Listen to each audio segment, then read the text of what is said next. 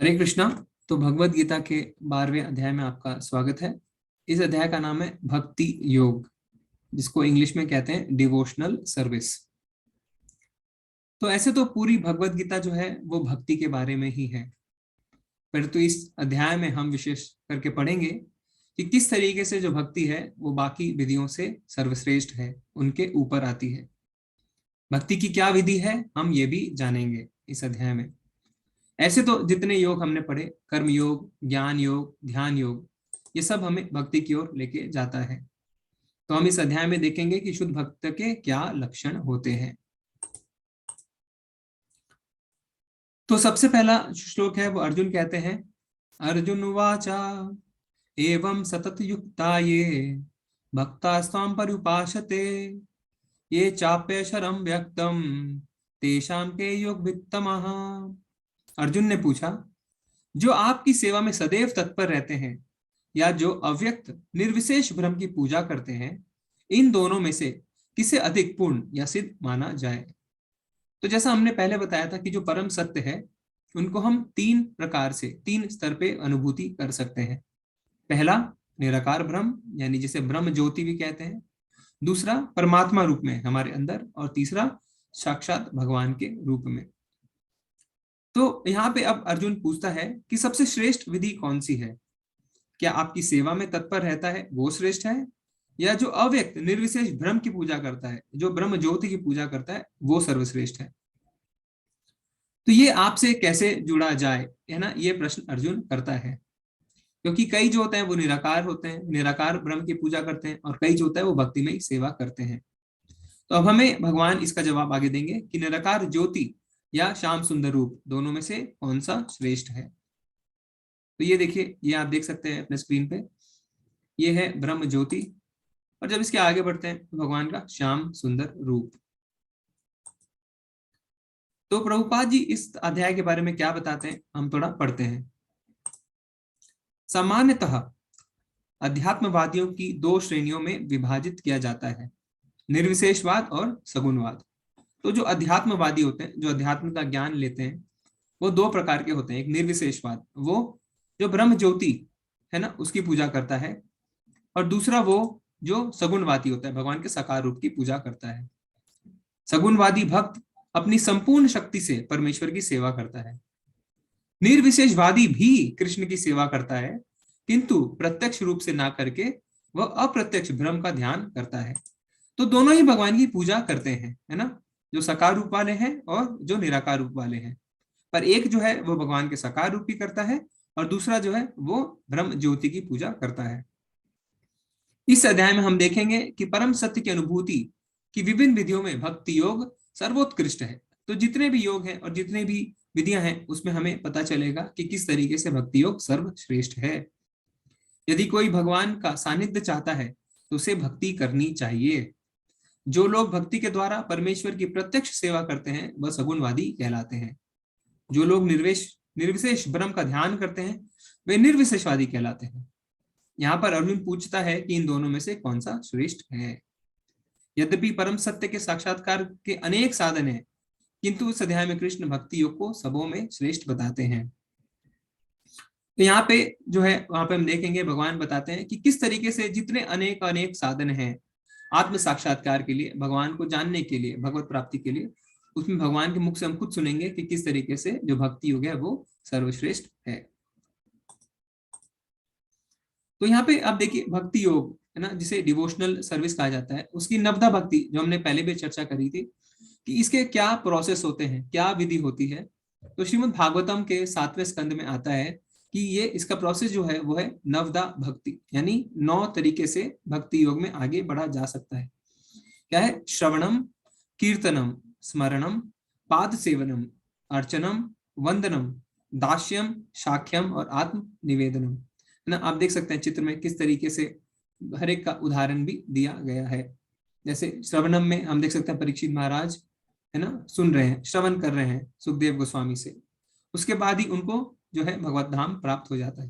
कीर्तनम में हम देख रहे हैं मीरा माँ कीर्तन कर रही हैं। स्मरणम में हम देख रहे हैं भगवान का जाप चल रहा है। पाद सेवनम में आप देख सकते हैं माँ लक्ष्मी भगवान के पैरों की सेवा कर रही है। अर्चनम, वंदनम दास्यम, देखिए हनुमान जी दास्यम में दिख रहे हैं। साख्यम में अर्जुन और आत्म निवेदनम, कंप्लीट सरेंडर, पूर्ण शरणागति। तो अब दूसरे श्लोक में भगवान जो है वो अर्जुन के क्वेश्चन का आंसर देते हैं।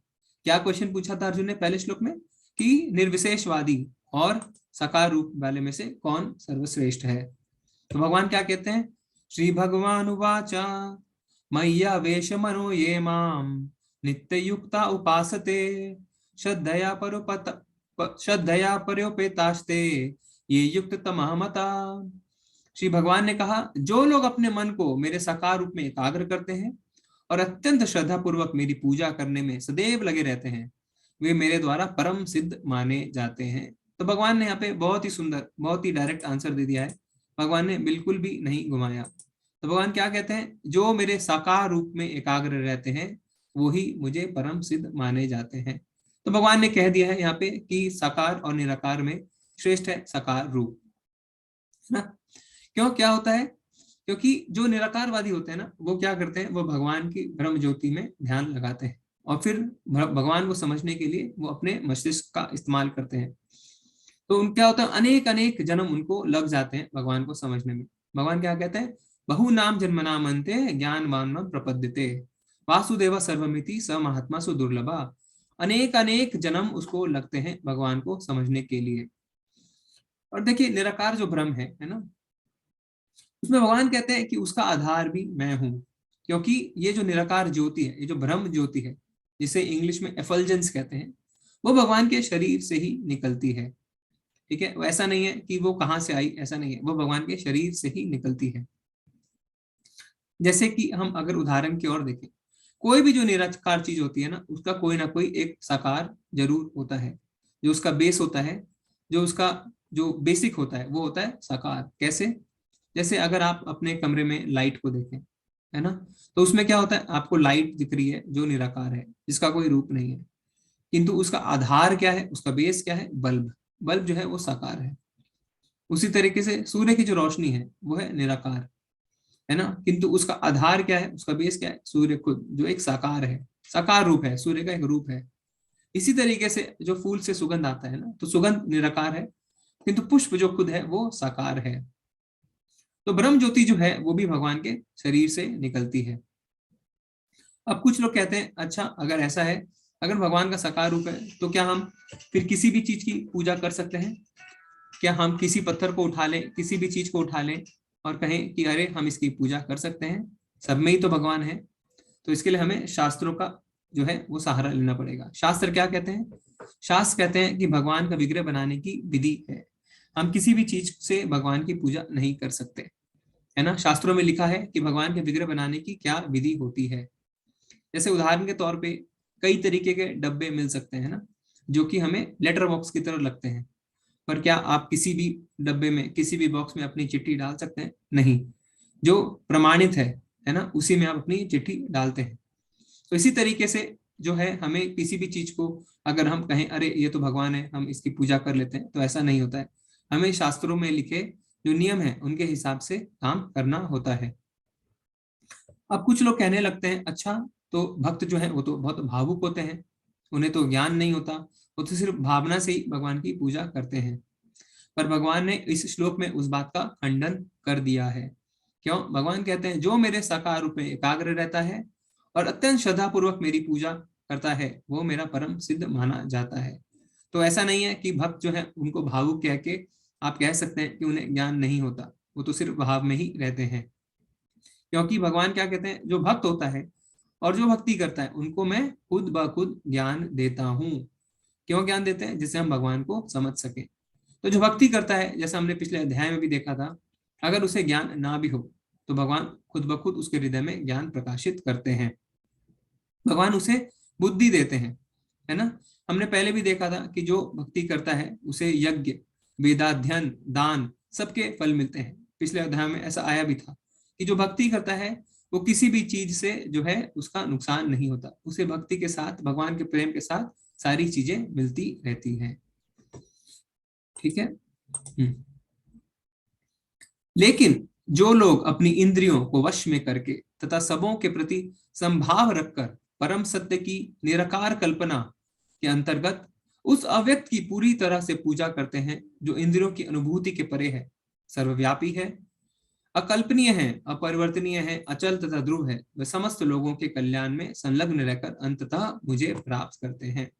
तो भगवान यहाँ पे कहते हैं कि ऐसा नहीं है कि जो निराकारवादी हैं वो मुझे प्राप्त नहीं करते, वो भी उन्हें प्राप्त करते हैं। क्यों? पर बहुत बहुत टाइम उन्हें लग जाता है, अंततः वो मुझे प्राप्त करते हैं। पर प्रश्न ये है कि दोनों में से सर्वश्रेष्ठ कौन है? तो भगवान कहते हैं कि दोनों में से सर्वश्रेष्ठ जो है वो भक्ति योगी है।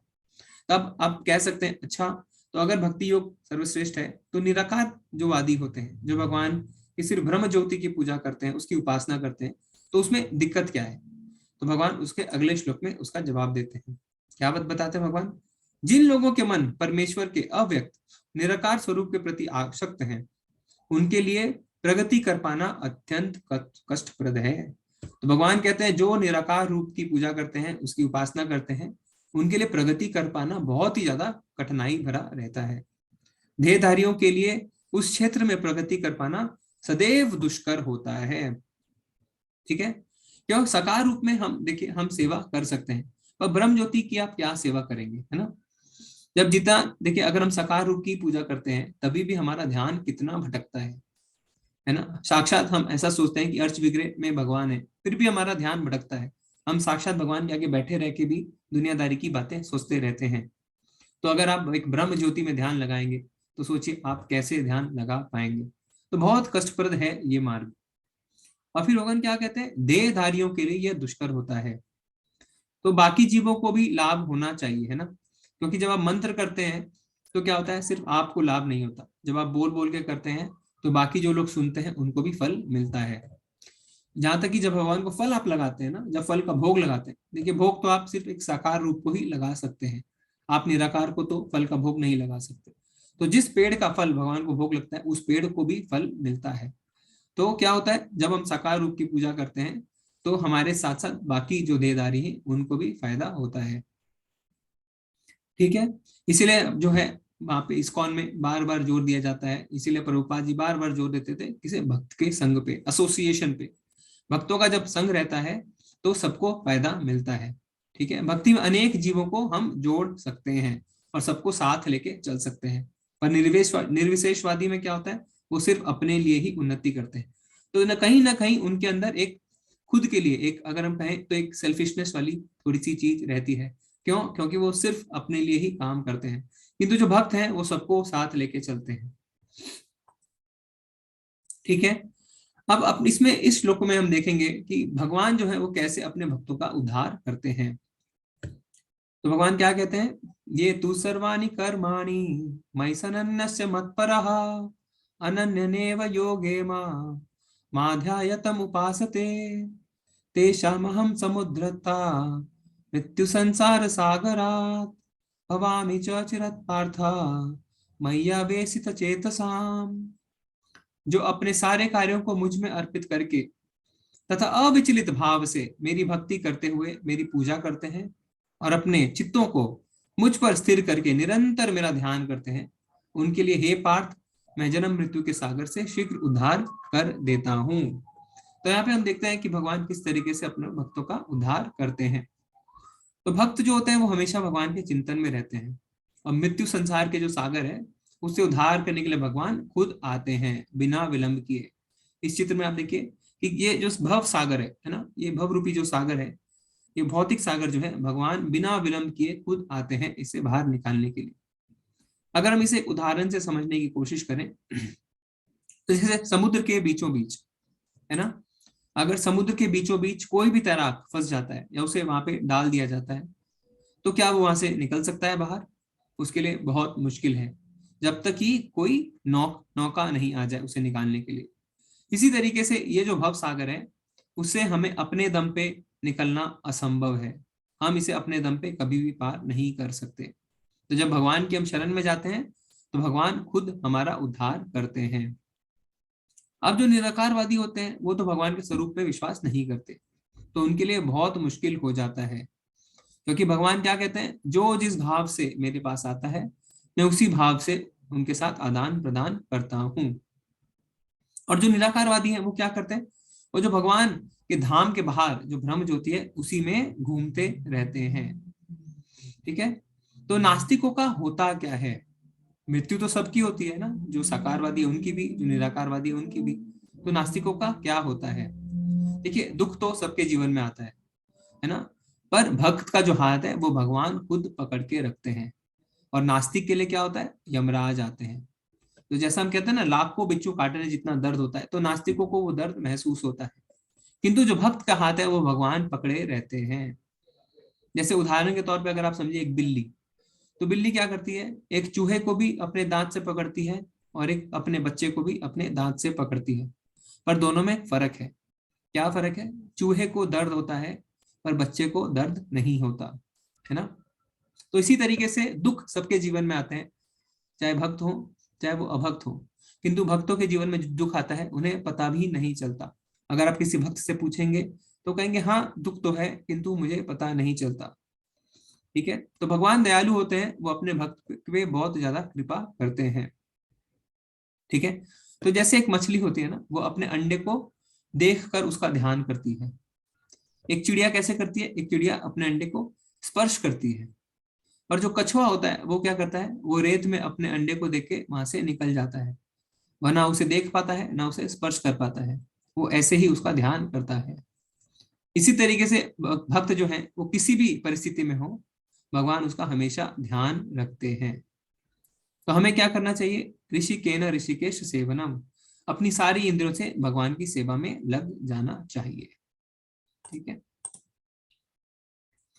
तो अब यहाँ पे हम देखेंगे भगवान अलग अलग स्तर की बातें बताएंगे, है ना, किस तरीके की भक्ति हम कर सकते हैं, अलग अलग स्तर की भक्ति क्या होती है। तो सबसे पहले 8वें श्लोक में हम अनन्य भक्ति के बारे में जानते हैं, जो सबसे उच्च स्तर है, सबसे ऊपरी स्तर है भक्ति का। तो भगवान क्या कहते हैं? मय्येव मन आदस्त्व मयि बुद्धिम निवेशया निवस्यसि मय्येव अतः ऊर्ध्वं न संशयः। मुझ भगवान में अपने चित्त को स्थिर करो और अपनी सारी बुद्धि मुझ में लगाओ, इस प्रकार तुम निसंदेह मुझ में सदैव वास करोगे। तो ये सबसे उत्तम है, इसको कहते हैं अनन्य भक्ति। तो इसमें क्या होता है? इसमें हमेशा भगवान का चिंतन रहता है, हर समय बुद्धि भगवान के विचार में रहती है। जैसे भगवान अर्जुन को कहते हैं ना कि तुम भी हर समय मेरा चिंतन करो और ऐसा करते करते युद्ध करो। तो जो भी कार्य हम करते हैं हमेशा भगवान के चिंतन में रह के करते हैं, तो उसको बोला जाता है अनन्य भक्ति। ठीक है, अब हो सकता है कुछ लोग बोले नहीं अभी तो हम भक्ति से नए नए जुड़े हैं, हम ऐसा नहीं कर सकते, हम हर समय भगवान का चिंतन नहीं कर सकते। तो भगवान कहते हैं कोई बात नहीं, तुम क्या करो। तो भगवान यहाँ पे अब उसका उपाय बताते हैं, जिसे कहते हैं साधना भक्ति या वैधि भक्ति। अचित्तम समाधातुम ना शक्नोषि मयि स्थिरम अभ्यास योगेन ततो मामी छाप्तुम धनंजय। हे अर्जुन, हे धनंजय, यदि तुम अपने चित्त को अविचल भाव से मुझ पर स्थिर नहीं कर सकते तो तुम भक्ति योग के विधि विधानों का पालन करो, इस प्रकार तुम मुझे प्राप्त करने की चाह उत्पन्न करोगे। तो अगर कोई अपना सारे समय भगवान के बारे में नहीं सोच सकता, वो अभी नए नए भक्ति से जुड़ा है, तो भगवान कहते हैं कोई बात नहीं, तुम क्या करो, तुम भक्ति छोड़ो मत, तुम नियमों का पालन करो, केवल भक्तियों के नियम का पालन करो। ऐसा करोगे तो क्या होगा? ऐसा करने से धीरे धीरे तुम मुझे चाहने लगोगे और तुम्हारा मन मुझ में लगने लगेगा। तो हम क्या नियम है? जैसे अभी हमारा नियम है कि हम रोज एक माला करें, तो धीरे धीरे हो सकता है अभी हमें अच्छा ना लग रहा हो, पर धीरे धीरे जब हम ये माला करेंगे तो करते करते हम देखेंगे हमें भगवान के प्रति प्रेम उत्पन्न हो रहा है। तो हमें छोड़ना नहीं है, हमें करते रहना है। तो ये जो नियमों के पालन करना होता है जिससे हम भगवान की प्राप्ति कर सकते हैं, उसे कहा जाता है साधना भक्ति या वैधि भक्ति। ठीक है, तो अब कोई लोग कह सकते हैं कि नहीं हमसे तो नियम भी फॉलो नहीं होते, हम नियम भी नहीं कर सकते। तो उसके लिए भगवान क्या कहते हैं अगले श्लोक में हम देखते हैं। यदि तुम भक्ति योग के विधि विधानों का भी अभ्यास नहीं कर सकते तो मेरे लिए कर्म करने का प्रयत्न करो, क्योंकि मेरे लिए कर्म करने से तुम पूर्ण अवस्था सिद्धि प्राप्त करोगे। तो कई लोग होते हैं वो अपनी आदतों के कारण, है ना, उनकी आदतें ऐसी हो गई हैं कि अब वो कहते हैं नहीं मुझसे तो नियम नहीं फॉलो होता। तो इस श्लोक में भगवान क्या कहते हैं? कम से कम मेरे लिए कर्म कर लो, है ना, जिसको कहते हैं निष्काम कर्म योग। मेरे लिए कर्म करो, जैसा क्या उदाहरण, जैसा मंदिर बनाए में आप देखिए सहायता करने के लिए, इस आप देख सकते हैं चित्र में कैसे ये आदमी मंदिर बनाने में सहायता कर रहा है। तो जैसे आप दान दे सकते हैं, आप भक्तों को भोजन करवा सकते हैं, है ना, आप मंदिर में जाके सेवा कर सकते हैं। तो इससे क्या होता है, इससे हमें कृपा मिलती है। तो उस कृपा से क्या होता है, फिर धीरे धीरे हम भक्ति के नियम फॉलो करने लगते हैं, और जब हम नियम फॉलो करते हैं तो फिर हमें अनन्य भक्ति मिलती है। अब ऐसा हो सकता है कोई बोले नहीं मुझसे तो ये भी नहीं होता, मैं निष्काम कर्म नहीं कर सकता, मेरी तो फैमिली प्रॉब्लम है ना, हो सकता है मुझे फाइनेंशियल प्रॉब्लम है, तो क्या अब वो भक्ति नहीं कर सकता? तो इसके लिए भगवान अगले श्लोक में क्या बताते हैं? तो भगवान यहाँ बताते हैं, यत् करोसि यत् स्नासि यत् जुहोषि ददासि यत् यत् तपस्यसि कौन्तेय तत्पुरुषम् अदर्पणा। यहाँ पे हम उसी का देखते हैं। अभी हम जो कर्म योग वाला है निष्काम कर्म योग, फिर उसके बाद हम चर्चा करेंगे अगले श्लोक में कि जो निष्काम कर्म भी नहीं कर पाता उसके लिए भगवान क्या कहते हैं। तो ये 90 अध्याय का 27वां श्लोक यहाँ पे लिया गया है।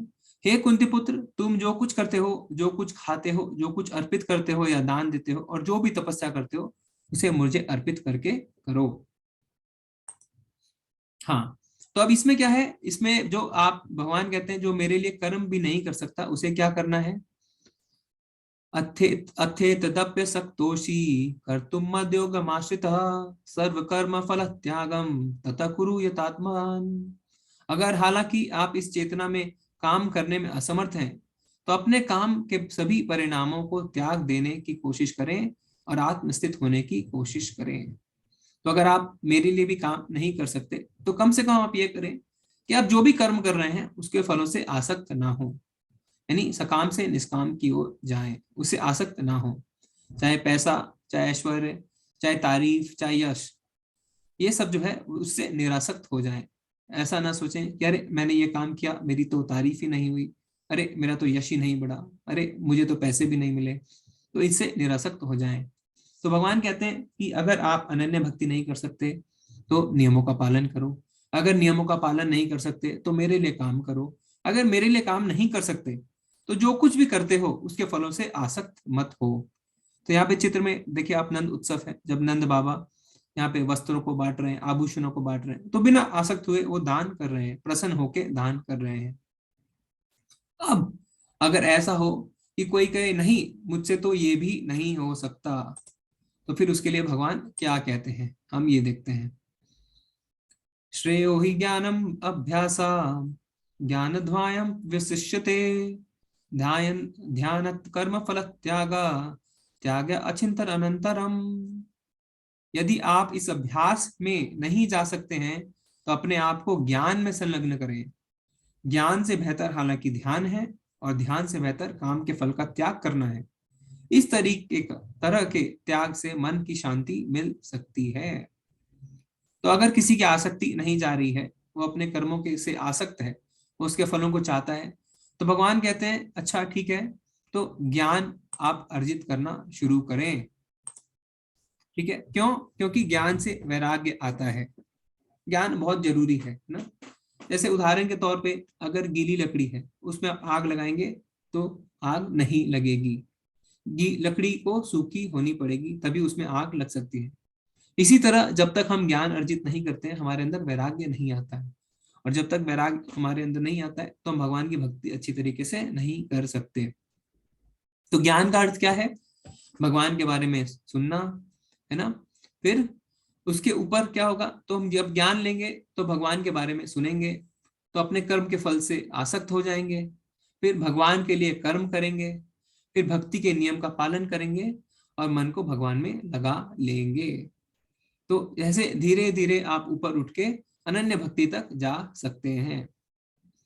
ठीक है, तो यानी ज्ञान, फिर ज्ञान के बाद ध्यान। तो भगवान कहते हैं कि ज्ञान से सर्वश्रेष्ठ ध्यान है।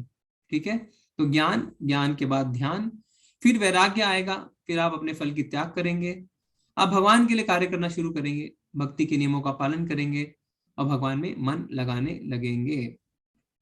तो अब एक सवाल है आप सबों के लिए कि हम, भगवान ने हमें बताया, क्या हमें कुल 6 जो है विधि बताई, क्या क्या? कि ज्ञान, ध्यान, फिर ध्यान के ऊपर सकाम कर्म, फिर निष्काम कर्म, फिर विधियों का पालन करना, नियमों का पालन करना, फिर अनन्य भक्ति। और इन सब से फिर क्या होगा, हम भगवान में मन लगा लेंगे। तो आप सबसे ये प्रश्न है कि मन लगाएंगे तो होगा क्या, उसके बाद क्या होगा। ठीक है, हमने सब कुछ किया, भगवान में हमारा मन भी लग गया, तो इससे होगा क्या, मन लगा के क्या होगा।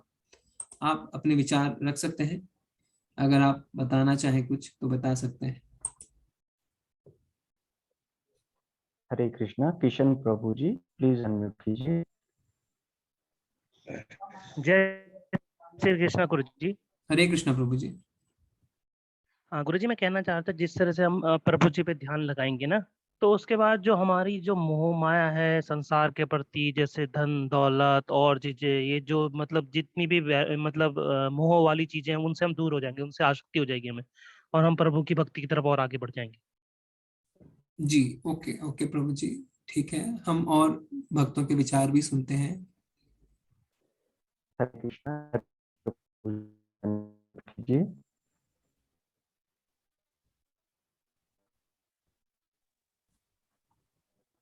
हरे हेलो, कृष्णा नरेंद्र प्रभु जी। हरे कृष्णा सर। हरे कृष्णा प्रभु जी। सर, जैसा कि आपने प्रश्न पूछा कि ध्यान या मन लगाकर होता क्या है, तो ध्यान और मन लगाकर प्रभु जी, तो हमें जो चार विकार, काम क्रोध मद और लोभ, ये स्वतः ही समाप्त हो जाता है और भक्ति पथ पे हम अग्रसर होते हैं। तो मेरा ऐसा मानना है कि यही होना चाहिए। और शंकर भगवान भी कहे हैं कि उमा कहूँ मैं अनुभव अपना, और सत हरि भजन जगत सब सपना, तो काम क्रोध मद लोभ नाक नरक के पंथ। तो ये है। हरे कृष्णा प्रभु जी। जी ओके प्रभु जी, मैं चैट में थोड़ा पढ़ता हूँ फिर हम हैंड में आएंगे। तो चैट में भी हमें काफी जवाब मिल रहे हैं। तो जय प्रभु जी कहते हैं भगवान भव सागर के पार लगा देंगे। नेहा माता जी कह रहे हैं शांति व पूर्णता मिलेगी। संदीप प्रभु जी कह रहे हैं हमें मानसिक शांति मिलेगी। अमित नेगी प्रभु जी कह रहे हैं हमारी आत्मा को सुख की प्राप्ति होगी। शालिनी माता जी कह रहे हैं हम बाहर की दुनिया से जो है विचलित नहीं रहेंगे, उससे अफेक्टेड नहीं रहेंगे। आरती माता जी कह रहे हैं भगवान में मन लगेगा और हम उन पर विश्वास अधिक बढ़ेगा, मन को शांति मिलेगी। राम प्रभु जी कह रहे हैं ध्यान लगाने से भगवान के सानिध्य प्राप्त होगा और जन्म मृत्यु के बंधनों से मुक्ति हो जाएगी। पिंकी माता जी कह रहे हैं मन लगाने से मन को शांति मिलती है, प्रभु के करीब आ पाएंगे। और शुभम प्रभु जी हमारे विचारों की शुद्धिकरण होगी। ठीक है, आप सब बहुत अच्छा जवाब दे रहे हैं। हम एक दो हैंड रेज और ले सकते हैं प्रभु जी। जी आलोक कुमार जी प्लीज अनम्यूट कीजिए।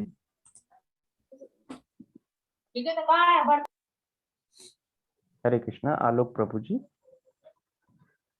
हरे कृष्णा प्रभु जी, दंडवत प्रणाम। हरे कृष्णा प्रभु जी। सर, अभी जो मैंने आपका सुना, प्रभु के प्रति मन लगाने से ये हो सकता है कि अगर हम गृहस्थ आश्रम में भी है, हमको सही और गलत का फर्क नजर आ जाता है।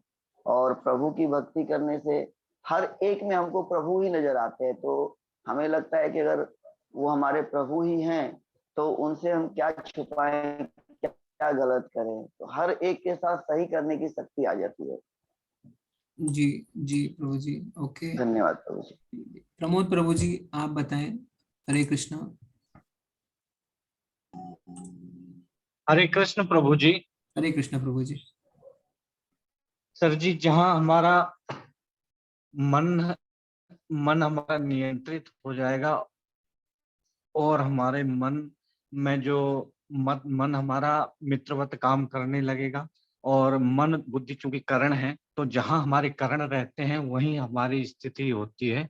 इस प्रकार अगर मन हमारा भगवान में रहेगा तो हमारी स्थिति भी भगवान में सदैव रहेगी। हरे कृष्णा प्रभु जी। ओके ओके, एक हम आखिरी लेंगे आशा माता जी का, फिर हम चर्चा आगे बढ़ाएंगे। हरे कृष्णा माता जी। आशा माता जी, अच्छा। हरे कृष्णा प्रभु जी। हरे कृष्णा। हरे कृष्णा माता जी। सर, अभी जो जितने भी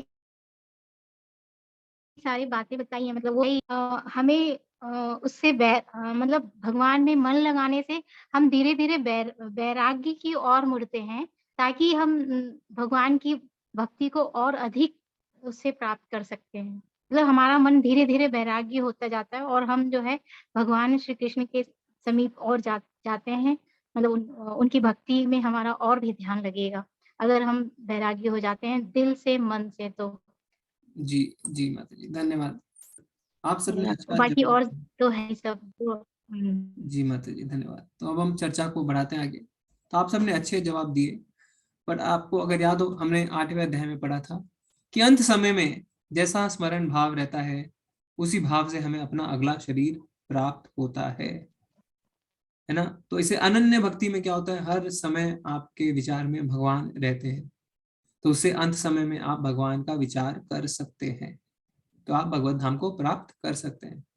तो जब तक हम पूरे जीवन जो है वो अभ्यास नहीं करेंगे, अंत समय में हमें भगवान का याद नहीं आएगा। ठीक है, तो इसीलिए हमें अनन्य भक्ति की ओर जाना है, हमें धीरे धीरे भक्ति के स्तर में आगे बढ़ना है। अभी सब हमने शुरू किया है एक माला से, एक माला में दृढ़ रह के हम आगे बढ़ते रहेंगे। ठीक है, तो हमने क्या देखा, सबसे पहला अनन्य भक्ति, फिर हमने देखा भक्ति के नियमों का पालन करना, माला करना, फिर हमने देखा भगवान के लिए काम करना, जिसमें हमने देखा कि हम मंदिर के निर्माण में सहायता कर सकते हैं, दान दे सकते हैं, वैष्णवों को खाना खिला सकते हैं। तो अभी मैं आपको एक छोटा सा वीडियो दिखाऊंगा, जो कि अभी जो इस्कॉन बेंगलुरु का मंदिर है उसका है। उसमें अभी ये मंदिर बन रहा है, तो इसमें आप देखें कि किस तरीके से विनामनिष्ठ प्रभु के अध्यक्षता में ये मंदिर किस तरीके से बन रहा है और इसका डिजाइन कितना सुंदर है। मैं अभी शेयर करता हूँ।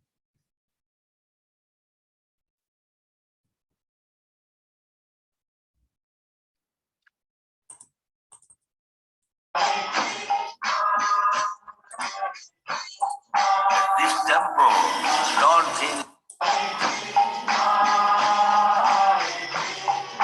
This temple, Lord Jain without any beginning. The Vaikuntha. Hare Krishna.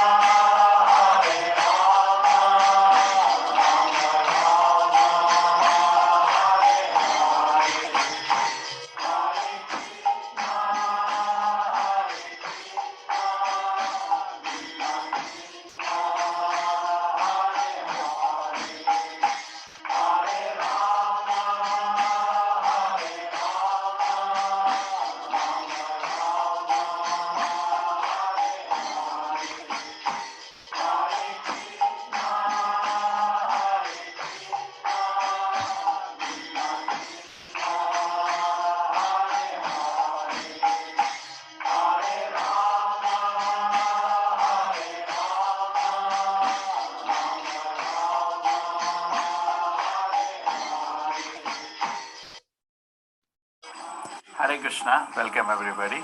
And now you can see that the grand temple design, the concept which we had is started the construction.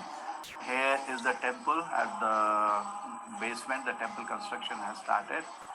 And very soon you see the pillars will come for the temple. And also what we see as the ashram, the construction already started. There you can see the pillars also coming.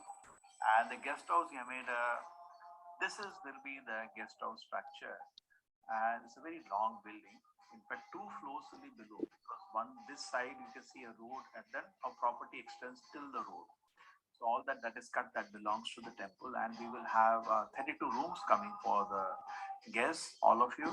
Then we have a dormitory coming, a huge team kitchen will also come up there, and also we will have a restaurant, Govinda's restaurant there. Hare Krishna. Hare Krishna. So we will need your help so that we can finish this project. We want to finish within 1 year. So please be part of this so that very quickly we have this facility open for all of you. Hare Krishna.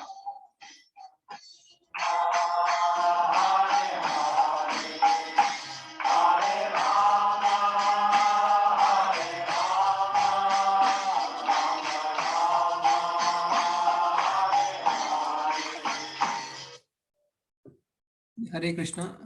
तो आप सब ने देखा कि किस तरीके से एक बहुत ही सुंदर मंदिर जो है वो नामनिष्ठ प्रभु की अध्यक्षता में बन रहा है। तो नामनिष्ठ प्रभु ने अपनी भक्ति का जीवन कॉलेज में पढ़ाने में मुख्यतः निकाला, और ये जो ऑनलाइन कोर्स हम कर रहे हैं ना, ये उन्हीं की देन है, उन्हीं का आइडिया था, और आज ये पूरे विश्व का सबसे बड़ा ऑनलाइन कोर्स बन के सामने आया है। तो इसमें अब पूरी टीम लगी हुई है जो सेवा कर रही है और मंदिर के निर्माण में दिन रात काम कर रही है।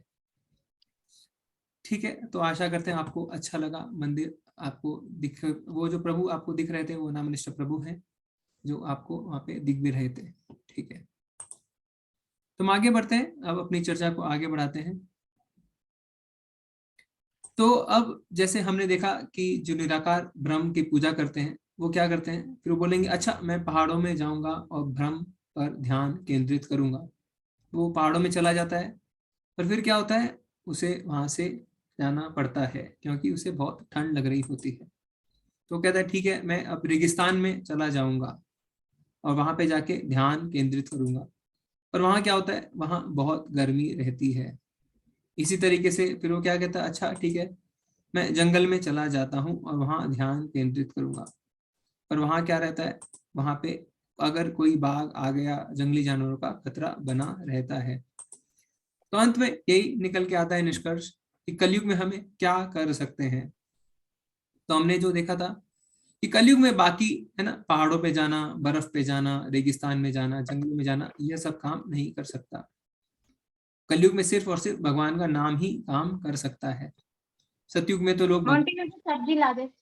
सतयुग में भगवान जो है वो भगवान विष्णु पे ध्यान लगाया करता थे, बट कलयुग में यह बिल्कुल भी संभव नहीं है। ध्यान जो है वो बिल्कुल भी संभव नहीं है। क्यों? क्योंकि कलयुग में लोग आलसी होते हैं, है ना, उनकी आयु भी कम होती है, बुद्धि कम होती है, झगड़ालू होते हैं, आपस में ही झगड़ा करते रहते हैं, और उनका भाग्य भी मंद होता है।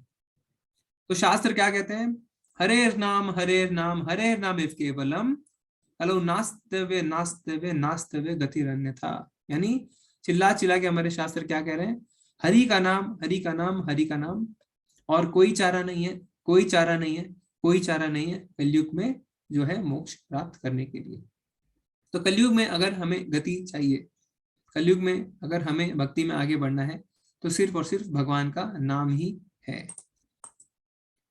ठीक है, तो चाहे घर के अंदर हो चाहे घर के बाहर, है ना, इसमें कोई नियम नहीं है। आप कहीं भी कीर्तन कर सकते हैं, आपको पहाड़ों में, रेगिस्तान में, पानी में जाने की कोई आवश्यकता नहीं है। तो भगवान ने बहुत ही आसान बना दिया है कलयुग में हरिनाम संकीर्तन को। ठीक है, तो भगवान ने अब तक बताया कि हमें कौन सा मार्ग सर्वश्रेष्ठ है, भक्ति मार्ग। ठीक है, और भक्ति मार्ग के अलग अलग स्तर भी हमको भगवान ने बताया। अब भगवान क्या बताएंगे, भगवान बताएंगे कि भक्त के लक्षण कैसे होते हैं, क्योंकि भक्तों के भी बहुत लक्षण होते हैं। जो किसी से द्वेष नहीं करता लेकिन सभी जीवों का दयालु मित्र है, जो अपने को स्वामी नहीं मानता और मिथ्या अहंकार से मुक्त है, जो सुख दुख में संभाव रखता है, सहिष्णु है, सदैव आत्मतुष्ट रहता है, आत्मसंयमी है तथा जो निश्चय के साथ मुझ में मन तथा बुद्धि को स्थिर करके भक्ति में लगा रहता है, ऐसा भक्त मुझे अत्यंत प्रिय है। तो देखिए हमने, है ना, हम चर्चा भी हमने कल करी थी, हमें द्वेष नहीं करना है किसी से, क्योंकि भगवान खुद कह रहे हैं, ये हम नहीं कह रहे। भगवान क्या कहते हैं, उन्हें कौन प्रिय है, जो किसी से भी द्वेष नहीं करता, है ना। यहाँ पे भगवान ने क्या कहा, किसी से भी। भगवान ने ऐसा नहीं कहा कि तुम उससे द्वेष कर सकते हो, उससे नहीं कर सकते। भगवान ने कहा किसी से भी जो द्वेष नहीं करता है और सब पे दया रखता है ना, सब पे दया करता है, क्योंकि वो जानता है कि हम शरीर नहीं, हम आत्मा है, तो वो आत्मा पे दया करता है। और वो अपने को स्वामी नहीं मानता, वो कभी ये नहीं सोचता है ये मेरा है। वो जानता है कि सब कुछ भगवान की कृपा से ही मिली है। तो अगर उसको कुछ मिलता है तो उसको भगवत कृपा मानता है, और अगर उससे कुछ छिनता है तो उसे भी भगवान की कृपा ही मानता है, जिससे उसे मिथ्या अहंकार नहीं रहता। सुख दुख में संभाव रखता है ना। तो जब सुख आता है तो ऐसा नहीं कि पागलपन में खो जाता है, और जब दुख आता है तो भी बहुत ज्यादा विचलित नहीं होता है। सदैव आत्मतुष्ट रहता है, संयमित रहता है ना, और आत्मसंयमित रहता है। तो यहाँ पे उदाहरण देखिए, सुदामा जी का आता है, चित्र में भी आप देख सकते हैं। सुदामा जी भगवान के मित्र थे, पर उन्हें कोई अहंकार नहीं था, है ना। हमारा कोई IAS ऑफिसर अगर मित्र हो जाए तो हमें बहुत अहंकार आ जाता है, पर यहाँ पे साक्षात भगवान उनके मित्र थे, है ना। अनंत कोटि ब्रह्मांड के नायक उनके मित्र थे, पर उन्हें बिल्कुल भी अहंकार नहीं था। वो अपने को कभी भी स्वामी नहीं मानते थे, है ना। ऐसा नहीं था। हम देखते हैं कितने साधारण जिंदगी जीते थे। यहाँ तक कि जब वो भिक्षा लेने जाते थे तो वो जो है गिने चुने घरों में ही जाते थे। उन्हें पहले से पता रहता था कि इसी घर में जाना है, अगर वहां से भिक्षा मिली तो ठीक, नहीं मिली तो भी ठीक, है ना। तो वो अपना समय नष्ट नहीं करते थे, ठीक है। और फिर क्या है, परिवार भी उनका बड़ा था, है ना, काफी बच्चे थे। पर ऐसा नहीं है कि वो जा रहे हैं ज्यादा घरों में जा रहे हैं, मांग रहे हैं, नहीं, अगर मिला तो ठीक, नहीं मिला तो आत्मतुष्ट थे, आत्म संयमी थे, और हमेशा भगवान की भक्ति करते रहते थे।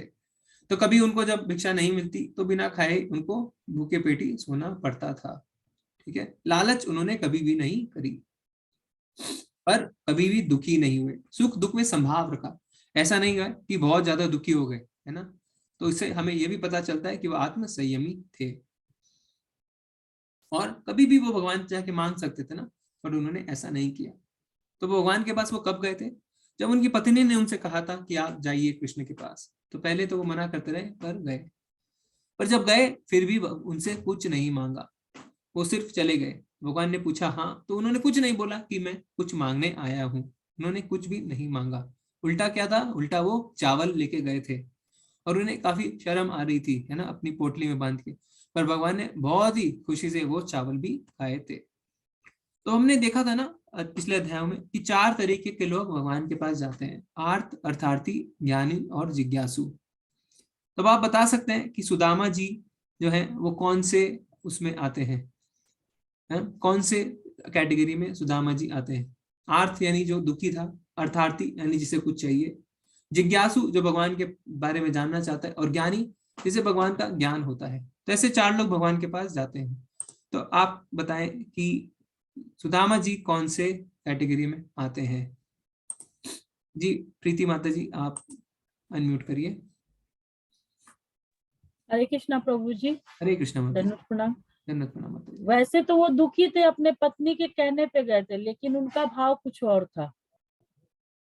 अच्छा, तो आप कह रहे हैं कि आर्थ, भक्ति का भाव था प्रभु जी। ओके, तो माता जी एक बताएं, आर्थ, अर्थार्थी, ज्ञानी, जिज्ञासु, इसमें से आपको कौन सा लगता है। आरती ही होगा प्रभु जी, क्योंकि वो तो गए थे इच्छा से यही कि मेरी गरीबी हालत बदले। ओके माता जी, ठीक है। हम और सुनते हैं। आलोक प्रभु जी, हरे कृष्णा।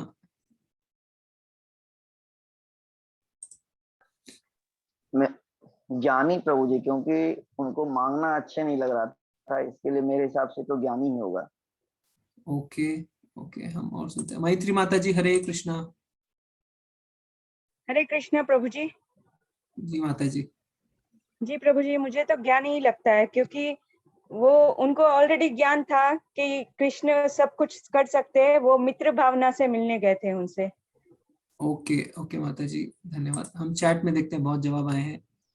नेहा माता जी कह रहे हैं आर्थ, प्रवीण प्रभु जी कह रहे हैं अर्थार्थी, विजय प्रभु जी कह रहे हैं ज्ञानी, चंदन प्रभु जी कह रहे हैं ज्ञानी, अजय प्रभु जी भी ज्ञानी कह रहे हैं, आरती माता जी ज्ञानी कह रहे हैं, शालिनी माता जी, चांदनी माता जी, शुभम प्रभु जी, आलोक प्रभु जी सब ज्ञानी कह रहे हैं, शशि माता जी, प्रमोद प्रभु जी सब ज्ञानी कह रहे हैं, राम प्रभु जी भी ज्ञानी कह रहे हैं, मानवी माता जी ज्ञानी, तनुष प्रभु जी आर्थ कह रहे हैं, रामू प्रभु जी, पिंकी माता जी ज्ञानी, चांदनी माता जी ने जिज्ञासु कहा है, किशन प्रभु जी ने भी जिज्ञासु कहा है, संजय प्रभु जी ने आर्थ, मोटवानी प्रभु जी ने ज्ञानी, सुभाष प्रभु जी, शालिनी माता जी भी ज्ञानी कह रहे हैं, लोकेंद्र बोधी प्रभु जी भक्त कह रहे हैं। ठीक है, हम और सुनते हैं। अजय प्रभु जी हरे कृष्णा, अनम्यूट करिए। प्रभु जी हरे कृष्णा, दंडवत दंडवत प्रणाम।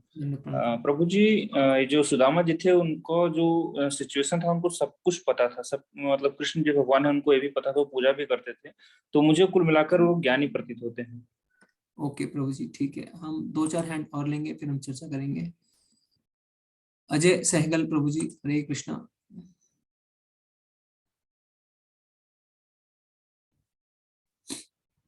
ओके, हरे कृष्णा अजय सहगल प्रभु जी, अनम्यूट करिए। ठीक है, उनका नहीं हो रहा है। परवीन प्रभु जी हरे कृष्णा। हरे कृष्णा प्रभु जी। ओ माता जी सॉरी, हरे कृष्णा माता जी। जी प्रभु जी, मेरे हिसाब से अर्थार्थी है, क्योंकि प्रभु जी सुदामा जी कुछ मांगने गए थे, उनकी पत्नी ने भेजा था, तो पर वो भावना से गए थे, अपनी से मित्र भावना से। जी माता जी, इसीलिए अर्थार्थी। ओके हरे कृष्ण। हरे कृष्णा। ठीक है, अब हम इसको आगे बढ़ाते हैं चर्चा को। तो आप सबने मिलजुल के सभी कुछ कहा, सब लोगों ने, तो हम एक एक समझते हैं। आर्थ, आर्थ यानी जो दुखी है। हेलो जी हरे कृष्णा। तो इसमें हम देखते हैं कि म्यूट कर लीजिए अपने आप को। तो जो अगर दुख तो उनको था, है ना, पर वो तो विचलित नहीं थे ना, दुख तो पहले ही चले जाते, उनको दुख की तो कभी कमी नहीं थी, दुख तो बहुत था उनके जीवन में, है ना। तो वो अर्थार्थ तो नहीं था, क्योंकि दुख तो पहले से ही उनके पास था। अर्थार्थी वो मांगने पहले भी जा सकते थे, उनकी पत्नी ने उनको भेजा, पर वो जाके मांगे नहीं, वो तो मांगे भी नहीं, उन्होंने कभी भी भगवान से कुछ नहीं मांगा, तो अर्थार्थी भी नहीं है। वो है ज्ञानी, क्योंकि उन्हें पता था कि भगवान जो है वो अनंत कोटि ब्रह्मांड के नायक है। तो सुदामा जी जो है वो असली ज्ञानी थे, उन्हें भगवान के बारे में पूरा ज्ञान था, ना वो आर्थ थे ना अर्थार्थी। तो ऐसे भक्त होते हैं वो भगवान को बहुत ही प्रिय होते हैं, है ना। क्योंकि जब सुदामा जी जाते हैं तो भगवान नंगे पैर दौड़ के आते हैं ना, उन्हें अपने राज सिंहासन पर बिठाते हैं और उनके पैर धोते हैं। अपने आंसुओं से भी भगवान ने उनके पैर धोए थे, है ना। तो भगवान इतने ज्यादा दयालु होते हैं। ठीक है, तो जिससे किसी को कष्ट नहीं पहुंचता तथा जो अन्य किसी के द्वारा विचलित नहीं किया जाता, जो सुख दुख में भय तथा चिंता में संभाव रहता है, वो मुझे अत्यंत प्रिय है। तो यहाँ पे भगवान और भी लक्षण बता रहे हैं। भगवान बताते हैं क्या, जो किसी को भी कष्ट नहीं पहुंचाता, है ना, और संभाव रखता है। तो यहाँ पे भी एक छोटी कहानी आती है, यहाँ पे आप चित्र में देख सकते हैं कि शिव जी जो थे, है ना, वो ऋषियों के साथ चर्चा कर रहे थे। यहाँ पे नारद देवता भी हैं, नारद जी हैं, ब्रह्मा जी भी हैं, आध्यात्मिक चर्चा कर रहे थे। तो माता पार्वती जो है वो उनके बगल में बैठी हुई थी। ठीक है, पर शिव जी का ध्यान तो सिर्फ भगवान पे ही होता है, वो बहुत बड़े वैरागी हैं। तो इतने में आप ऊपर देखिए ज्ञान आता है, गंधर्व आता है चित्रकेतु नाम का, है ना। वो देखता है अरे शिव जी तो अपनी पत्नी के बगल में बैठे हैं, तो वो उनका उपहास करता है कि ये किस तरीके की चर्चा है। पर शिव जी को तो कोई फर्क नहीं पड़ता, है ना, वो तो बहुत बड़े वैष्णव है। पर माता को बुरा लगता है, तो माता उन्हें श्राप दे देती है और वो राक्षस बन जाते हैं अगले जन्म में।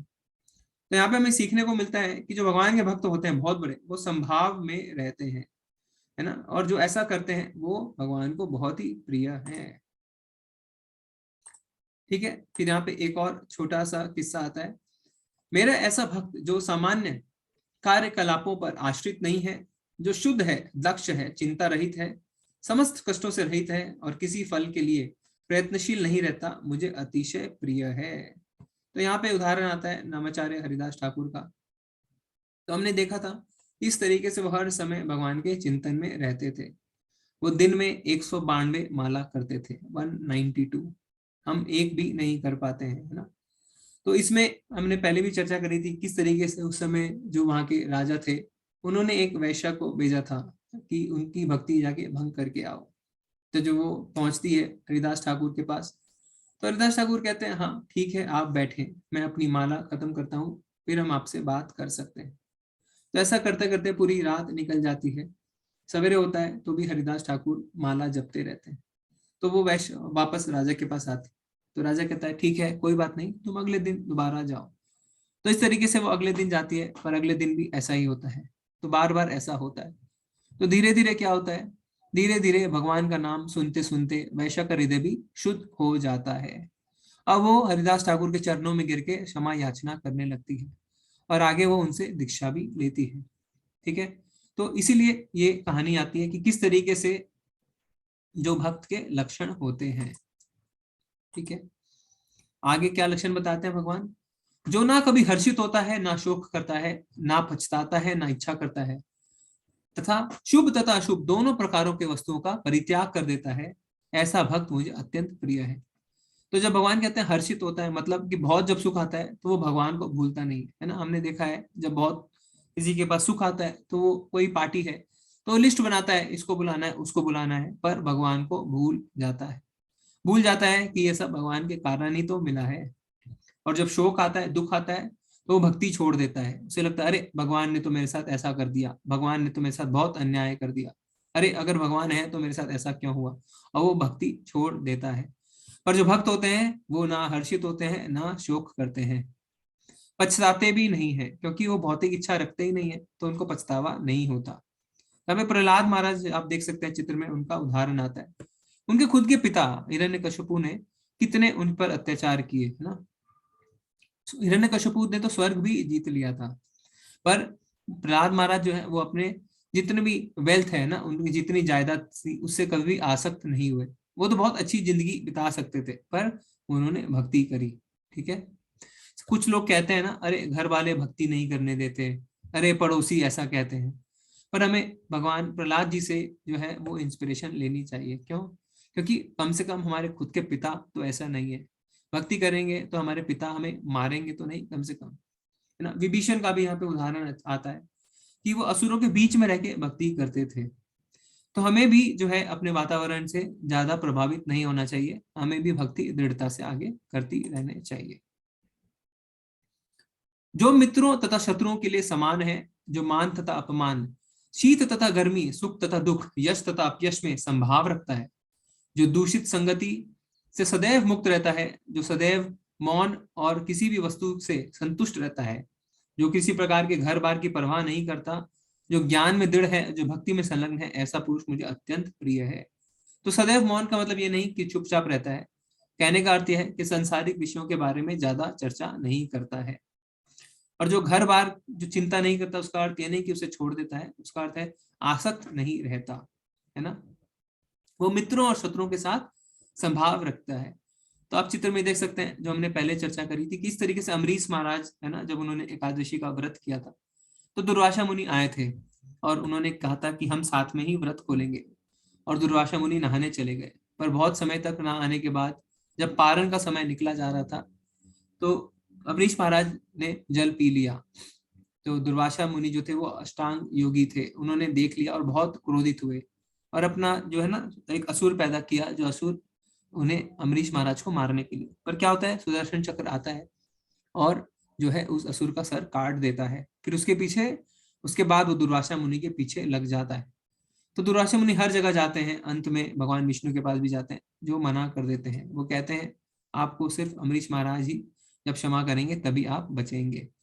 जब अम्बरीश महाराज के पास दुर्वासा मुनि आते हैं तो उनको बिल्कुल भी इस तरीके से नहीं कहते, वो कहते अरे आप ऐसा मत करिए, आइए हम साथ में अभी भोजन करते हैं। तो मान और अपमान दोनों में संभाव रखते थे। तो इसमें अम्बरीश महाराज का उदाहरण आता है। ठीक है, तो यहाँ पे अब ये आखिरी श्लोक में क्या कहते हैं भगवान, ये तु धर्ममृतिमिदं यथोक्तं पर्युपासते श्रद्धा मत परमा भक्तास्ते अतीव में प्रिय। जो इस भक्ति के अमर पथ का अनुसरण करते हैं और जो मुझे ही अपने चरम लक्ष्य बनाकर श्रद्धा सहित पूर्ण रूपेण संलग्न रहते हैं, वे भक्त मुझे अत्यधिक प्रिय हैं। तो यहाँ पे जो आप चित्र में देखते हैं वहां पे बिल्वा मंगल ठाकुर का उदाहरण आता है कि वो भक्ति में प्रगति कर रहे थे, पर वो किसी गंदी वस्तु को, गंदी चीज को देख लेते हैं और भक्ति से भटकने लगते हैं। तो वो क्या कोशिश करते हैं, वो अपनी ही आंखों को निकाल देते हैं, क्योंकि वो देखते हैं कि अपनी आंखों के कारण वो भक्ति में आगे नहीं बढ़ पा रहे। फिर वो भगवान की भक्ति में पूरे संलग्न हो जाते हैं और हर पग पे भगवान उनकी सहायता करते हैं। तो हमें इनसे सीख लेनी चाहिए। हमें क्या है, अनुसरण करना है, अनुकरण। हम अपनी आंख नहीं निकाल सकते, है ना, पर हमें शिक्षा लेनी है कि किस तरीके से हम हमेशा भगवान का नाम जप करते रहें और भगवान की भक्ति में आगे बढ़ते रहें। तो अब इससे हमारा अध्याय शेष होता है। प्रभुपाद जी के कुछ शब्द हैं। इस अध्याय में परम सत्य की जो निराकार धारणा वर्णित है, उसकी संस्तुति उस समय तक के लिए की गई है जब तक मनुष्य आत्म साक्षात्कार के लिए अपने आप को समर्पित नहीं कर देता। दूसरे शब्दों में, जब तक उसे शुद्ध भक्त की संगति करने का अवसर प्राप्त नहीं होता, तभी तक निराकार की धारणा लाभप्रद होती है। तो जब तक कोई मनुष्य, है ना, जब तक वो कोई शुद्ध भक्त के जो संपर्क में नहीं होता, तब तक जो निराकार की धारणा है वो लाभप्रद होती है। पर जैसे ही वो एक शुद्ध भक्त के संपर्क में आता है तो वो फिर भक्ति में, साकार भक्ति में लग जाता है। परम सत्य की निराकार धारणा में मनुष्य कर्म फल के बिना कर्म करता है और आत्मा तथा पदार्थ का ज्ञान प्राप्त करने के लिए ध्यान करता है। यह तभी तक आवश्यक है जब तक शुद्ध भक्ति का संगति प्राप्त ना हो। सौभाग्यवश यदि कोई शुद्ध भक्ति में सीधे कृष्ण भावनामृत में संलग्न हो तो उसे आत्म साक्षात्कार के इतने सोपान पार नहीं करने होते। भगवद गीता के मध्य के 6 अध्यायों में जिस प्रकार भक्ति का वर्णन हुआ है वो अत्यंत हृदय ग्राही है। तो यहाँ पे हमने देखा कि किस तरीके से 7वें से 12वें अध्याय में हमने भक्ति योग पढ़ी। अब आगे के जो 13 से 18 के अध्याय हैं उन्हें कहा जाएगा ज्ञान योग प्रधान, है ना। तो कौन से ज्ञान भक्ति में आगे हमें बढ़ाएंगे। आगे के 6 अध्याय भी बहुत ही अच्छे होने वाले हैं। तो इससे हमारा 12वां अध्याय खत्म होता है। हरे कृष्णा। आपके जो विचार हैं, आपके सुझाव हैं, आपको कैसा लगा, अगर आपके कोई प्रश्न है तो आप शेयर कर सकते हैं।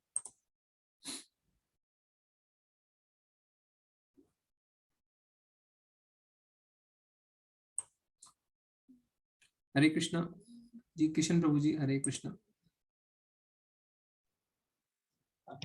जय श्री कृष्ण गुरु जी। हरे कृष्णा। मैं आवाज आ रही है मेरी? हाँ प्रभु जी, आ रही है, बताइए। गुरु जी, मैं ना मतलब एक तो क्वेश्चन पूछूंगा, थोड़े कड़वे जरूर हो सकते हैं, लेकिन मैं उनके लिए क्षमा चाहूंगा आपसे। 2 प्रश्न है मेरे। मतलब इस्कॉन से ही संबंधित है ये। मैं पूछ सकता हूँ क्या? प्रभु जी, हम भगवत गीता पढ़ रहे हैं। अगर भगवत गीता के प्रश्न हैं, अच्छे हैं। अगर बाहर के जो हम जितनी कम चर्चा करें उतना अच्छा है, पर फिर भी अगर आपको लगता है आपको पूछना है तो आप पूछ सकते हैं प्रभु जी।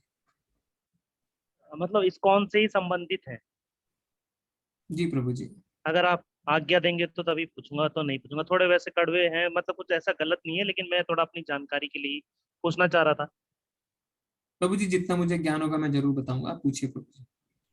गुरु जी, मेरे किसी मित्र द्वारा ये बताया गया कि जो हमारे इंडिया में जितने भी इस्कॉन टेम्पल्स हैं, उसमें से केवल 4 ही भारतीय द्वारा संचालित है, नहीं तो बाकी अमेरिका द्वारा संचालित होते हैं या उनकी फंडिंग अमेरिका द्वारा होती है। क्या सत्य है? नहीं प्रभु जी, ये बिल्कुल आपको गलत इन्फॉर्मेशन है। हर मंदिर इंडिपेंडेंट है, स्वतंत्र है। क्योंकि प्रभुपाद जी का कहना था कि हो सकता है कि कोई भक्त एक मंदिर को बहुत अच्छे से चला रहा हो और कोई भक्त ध्यान ना दे रहा हो, तो एक दूसरे पे आश्रित नहीं होना है, मेहनत करनी है। भक्ति भी मेहनत है प्रभु जी, है ना। तो अभी आपको अगर मैं उदाहरण दूं, जो इस्कॉन बेंगलुरु है जहाँ से ये कोर्स संचालित हो रहा है, तो वहां पे जो मंदिर है वो भी एक भाड़े के फ्लैट में है ना। एक फ्लैट में थोड़े जगह में मंदिर है और थोड़े जगह में फिर बाहर भी ब्रह्मचारी रहते हैं। तो बहुत ही ज्यादा आप देखेंगे तो साधारण तरीके से रहते हैं।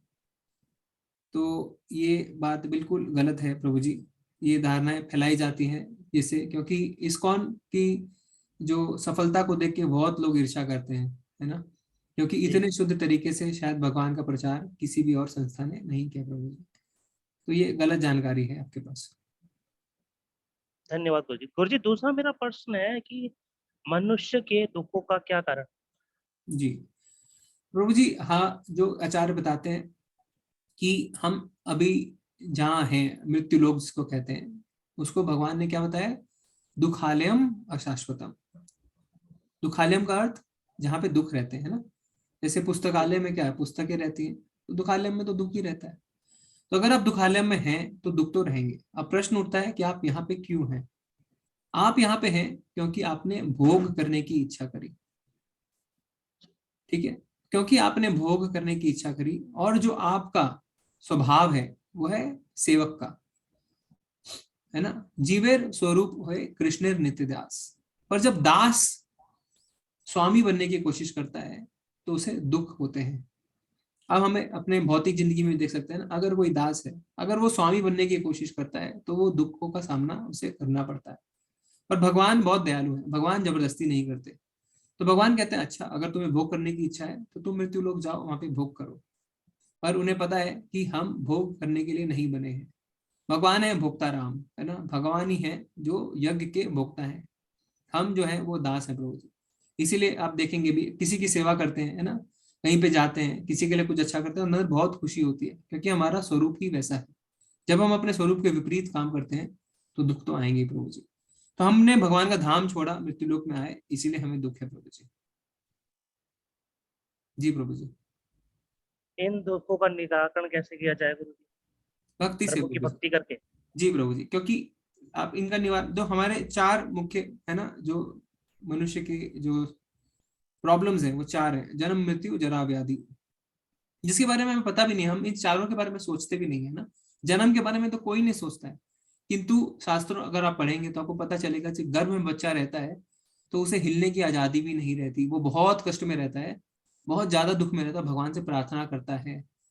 पर जब वो बाहर आता है माँ के गर्भ से, जब वो जन्म लेता है तो वो सब कुछ भूल जाता है। तो जन्म और मृत्यु के समय हमने देखा कि लाखों बिच्छू काटने जितना दर्द होता है। बुढ़ापा और मृत्यु और बीमारी, है ना, इसके कितना ही हमारा विज्ञान आगे प्रगति कर ले, पर इसका उन्होंने कोई भी समाधान नहीं निकाला। तो इन चार जो समस्याएं हैं, उससे समाधान पाने के लिए हमें भगवान के धाम वापस जाना पड़ेगा, जहाँ पे ये कुछ भी नहीं है। भगवान का धाम है शाश्वत, है ना, सच्चिदानंद, जहाँ पे ये दुख नहीं होते प्रभु जी।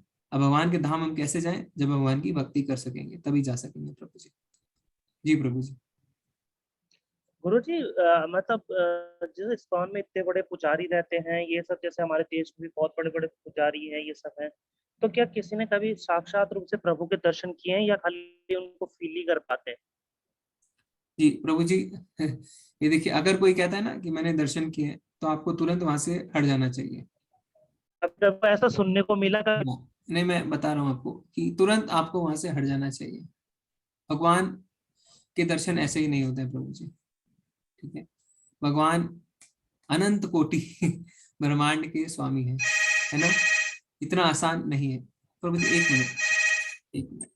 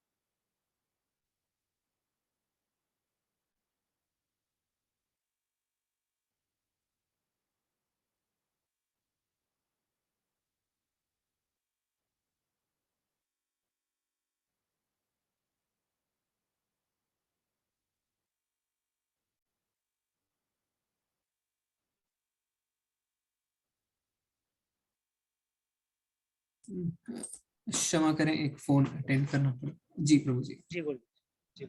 जी प्रभु जी। जी हरे कृष्णा प्रभु जी, आशा करते हैं आपको जवाब मिले। जी प्रभु जी हरे कृष्णा। हरे कृष्णा। अनुभव प्रभु जी, प्लीज अनम्यूट कीजिए।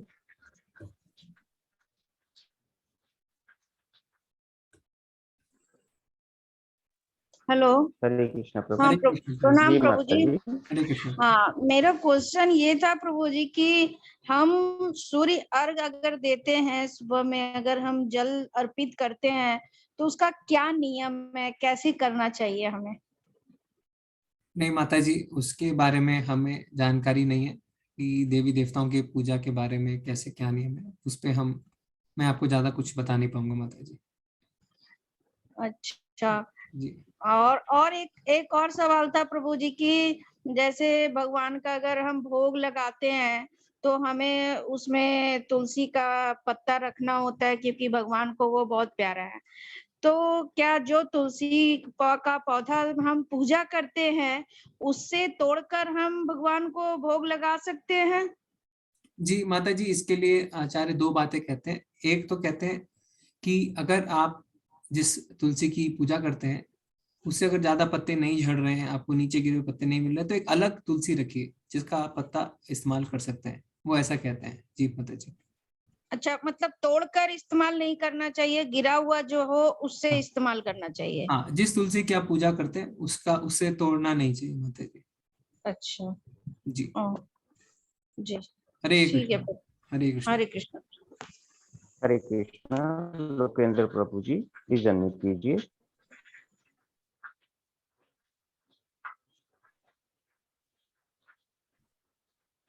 हरे कृष्णा। लोकेंद्र प्रभु जी।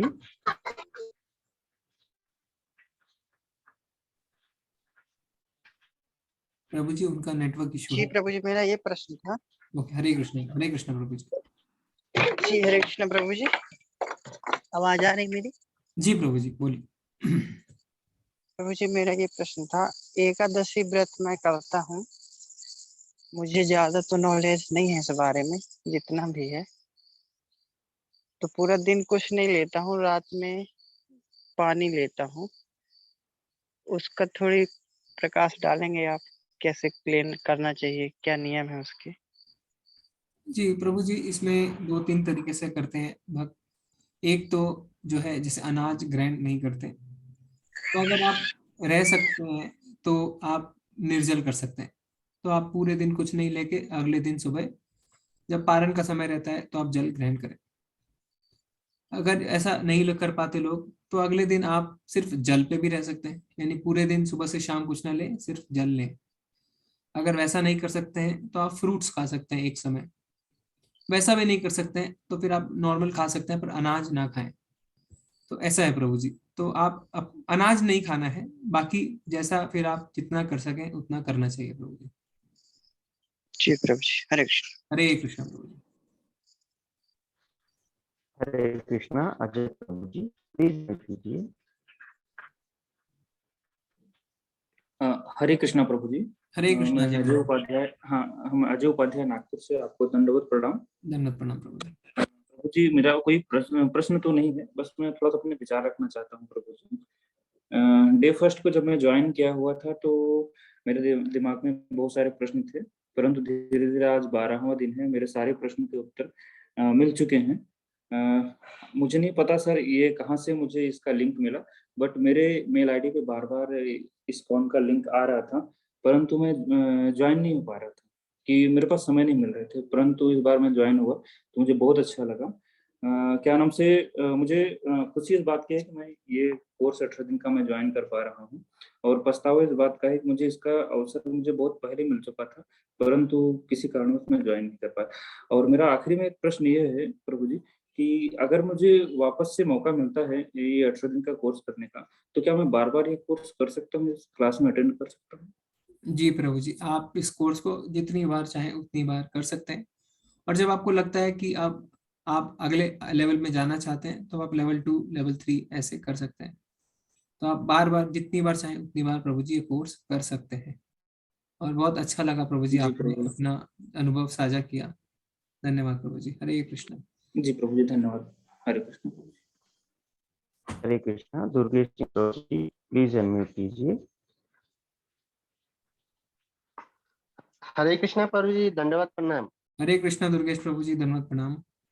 प्रभु जी मेरा एक प्रॉब्लम है, मैं भागवत गीता 2 साल से पढ़ रहा हूँ, मुझे कुछ याद नहीं हो पा रहा है, पढ़ रहा हूँ याद नहीं हो पा रहा, फिर गुरु का आश्रय लेना है और इस्कॉन से फॉर्म मिला है भरने के लिए, तो एग्जाम भी देना, क्या करूँ प्रभु जी? जी जी प्रभु जी, इसमें भक्तों के संग में करेंगे ना तो अच्छे से समझ पाएंगे और याद कर पाएंगे। तो अगर आप हाँ। इसके लिए गंभीर हैं, आपको अगर दीक्षा लेनी है, आश्रय लेना है, तो आप इस लेवल 1 के बाद लेवल 2 ज्वाइन करिए। तो लेवल 3 लेवल 4 फर्स्ट अभी तो लेवल 1 है प्रभु जी। हाँ नहीं, मतलब जो इस्कॉन बेंगलुरु के लेवल होते हैं प्रभु जी, लेवल 1 लेवल 2 लेवल 3, तो वो आपको धीरे धीरे फिर दीक्षा के लिए भी आप तैयार हो जाते हैं। तो भक्तों हाँ। के साथ जब आप पढ़ते हैं, रोज रोज क्लास होती है, कहीं हफ्ते में 3 दिन होती है, तो आपको याद रहता है। छोटे छोटे असाइनमेंट्स भी होते हैं, तो उससे हाँ, हाँ, तो उससे आपको याद रहता है। अगर आप गंभीर है प्रभु जी, तो मैं कहूंगा कि इसके बाद आप लेवल 2 जरूर ज्वाइन करें। हमको गंभीर बहुत ज्यादा है, हमको ये टेंशन है कि उसमें मतलब क्वेश्चन है ना, तो उसको कैसे लिखेंगे वो समझ नहीं आ रहा है, नहीं प्रभु जी, हमको उसका टेंशन हो रहा है। नहीं, वो सब हो जाता है, क्योंकि बाकी लोग भी हैं, काफी वयस्क लोग भी हैं, तो उसमें कोई दिक्कत नहीं रहती। बहुत वॉलंटियर्स हैं मदद करने के लिए। तो आप कल को मैं मतलब नहीं कर पाया तो मतलब फेल तो नहीं ना हो जाऊंगे ना? प्रभु जी, इसमें पास फेल कुछ नहीं है। भगवान कहते हैं भगति में जितना आगे बढ़ो, अगले बार वहीं से शुरुआत होगी। तो आपको हाँ। चिंता नहीं करनी है प्रभु जी। अच्छा, वही मुझे चिंता था 2-4 दिन जब से फॉर्म मिल गया है, तब थोड़ा टेंशन है, मैं क्या करूं। अभी नेक्स्ट मंथ में 24 तारीख को एग्जाम है, जी प्रभु जी। तो वही टेंशन था, मैं सोचे प्रभु जी से कुछ बोले, क्या वो कुछ बताएंगे। जी प्रभु और जी। प्रभु जी, ये जो हमको याद नहीं हो रहा है, इसका मतलब पढ़ने तो पढ़ रहे हैं, याद नहीं हो पा रहा है। डेली मतलब सुबह में एक श्लोक भागवत पुराण पढ़ते हैं, और सुबह में शाम को भागवत गीता परिवार के साथ में ऑनलाइन में, जैसे मेरे वाइफ भी है और उनके घर वाले भी, उनको भी भक्ति में लेकर आया हूँ। तो गोरखपुर में इस्कॉन मंदिर में वहाँ जाने के लिए उन लोग को नहीं होता, तो इसके लिए यहीं पे बैठ के भागवत गीता थोड़ा बहुत समझते हैं हम लोग कीर्तन करके। जी जी प्रभु जी, श्लोक याद करने में दिक्कत तो आती है, पर भक्तों के साथ जब करते हैं ना, तो अलग एक शक्ति मिलती है प्रभु जी। अकेले में दिक्कत आती है, तो भक्तों के साथ करें, धीरे धीरे आपको श्लोक याद होंगे प्रभु जी। ओके, हरे कृष्ण। हरे कृष्णा प्रभु जी। हरे कृष्णा। आशा माता जी प्लीज अनम्यूट कीजिए। हरे कृष्णा प्रभु जी। हरे हरे कृष्णा कृष्णा। प्रभु जी। प्रभु जी, मेरा ये सवाल है कि ये जो सुदामा जी थे, वो कृष्ण के बचपन के सखा थे, मित्र थे, और श्री कृष्ण भी सब कुछ जानते थे उनके बारे में। तो उन्हें इतना लंबा इंतजार क्यों करना पड़ा सुदामा जी को, मतलब गरीबी से बाहर निकलने के लिए? जिससे कि उन्हें भगवत धाम मिल जाए माता जी, और वो कभी वापस नहीं आए, है ना। तो अगर 30 साल 40 साल के इंतजार से आपको हमेशा के लिए भगवत धाम मिल जाए, तो ये कोई बुरा सौदा नहीं है माता जी। जी जी जी, अच्छा अच्छा, जी प्रभु जी। जी माता जी। धन्यवाद। हरे कृष्णा। हरे कृष्ण। हरे कृष्णा। नरेंद्र प्रभु जी प्लीज अनम्यूट कीजिए।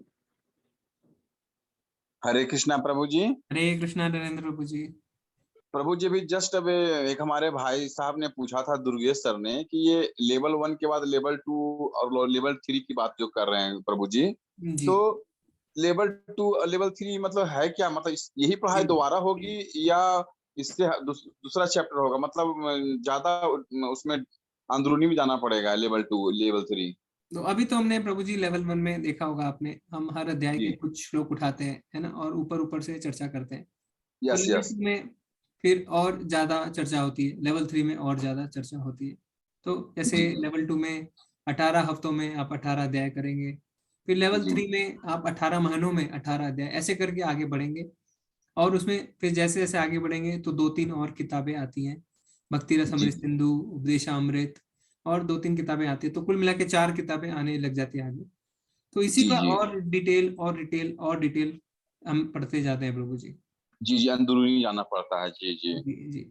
प्रभु जी, एक जिससे और है, आपने मतलब जिसमें वो रखा हुआ क्यूज का रखा हुआ है, क्यूज तो उसमें जो सर्टिफिकेट मिलेगा उससे हमें आने वाले भविष्य में मतलब क्या होगा प्रभु जी? हाँ, जब आप लेवल 2 जाएंगे ना प्रभु जी, तो लेवल 1 का जब आपको इसका सर्टिफिकेट देंगे, जब वो प्रमाणित जी। देंगे, तभी आप लेवल 2 में जा सकते हैं। तो अगर मैं फेल हो गया तो प्रभु जी? प्रभु जी उसमें फेल नहीं होंगे, क्योंकि उसमें बार बार आपको करने का ऑप्शन मिलता है। तो आप अगर एक बार गलत देते हैं तो आप दोबारा फिर सही कर सकते हैं प्रभु जी। जी, हाँ, क्योंकि आप प्रभु जी बार मैं बार सही कर सकते अपना मतलब जितना विवेक ज्ञान है, तो जितना विवेक ज्ञान है हमारा, तो हम करते हैं, पर डे करते हैं, तो मैं एटलीस्ट 7 तो मैं हर चैप्टर में कर देता हूँ प्रभु जी, लेकिन जी। उसमें लिखाता है कि वो आप क्वालिफाइड नहीं है, मतलब फेल। नहीं प्रभु जी, शायद अभी पास मार्क्स कितने हैं संजय प्रभु जी? 80? प्रभु जी हाँ जी प्रभु जी 80% चाहिए उसमें। हाँ। 10 क्वेश्चन में से 8 क्वेश्चन सही होने चाहिए प्रभु जी, तब आप सबमिट करेंगे तो आपका वो लेवल पास हो जाएगा।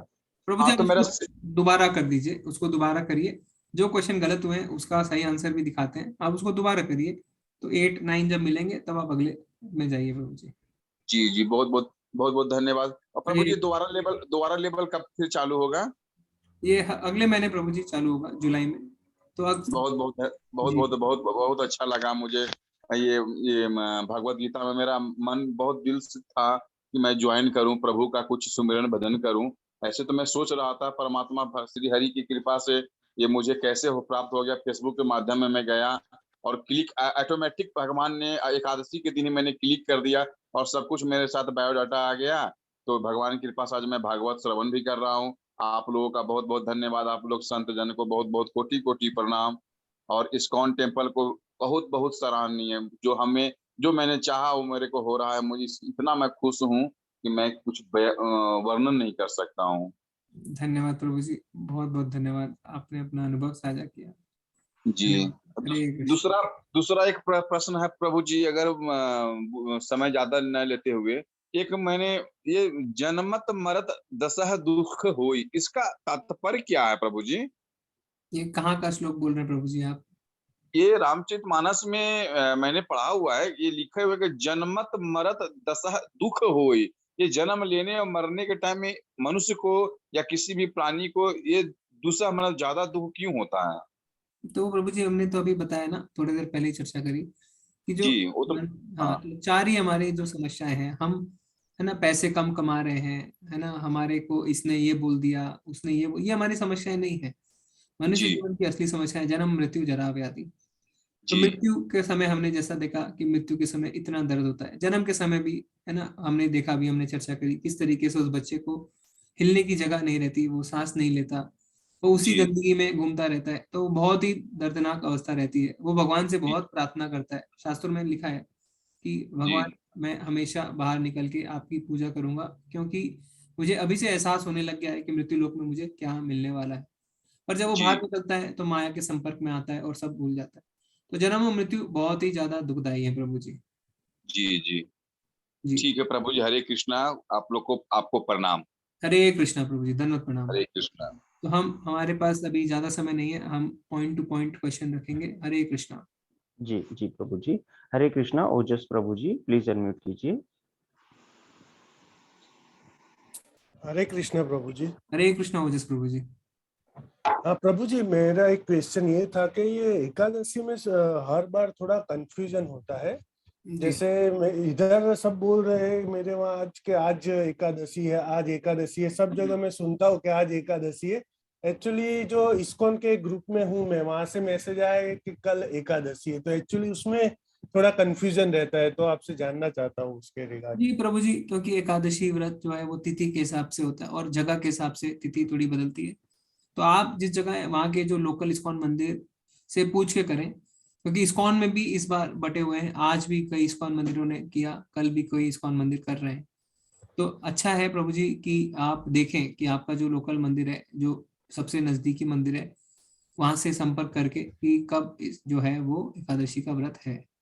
जी प्रभु जी। ओके ओके, हरे कृष्णा प्रभु। हरे कृष्णा प्रभु जी। हरे कृष्णा मैत्री माता जी, प्लीज अनम्यूट कीजिए।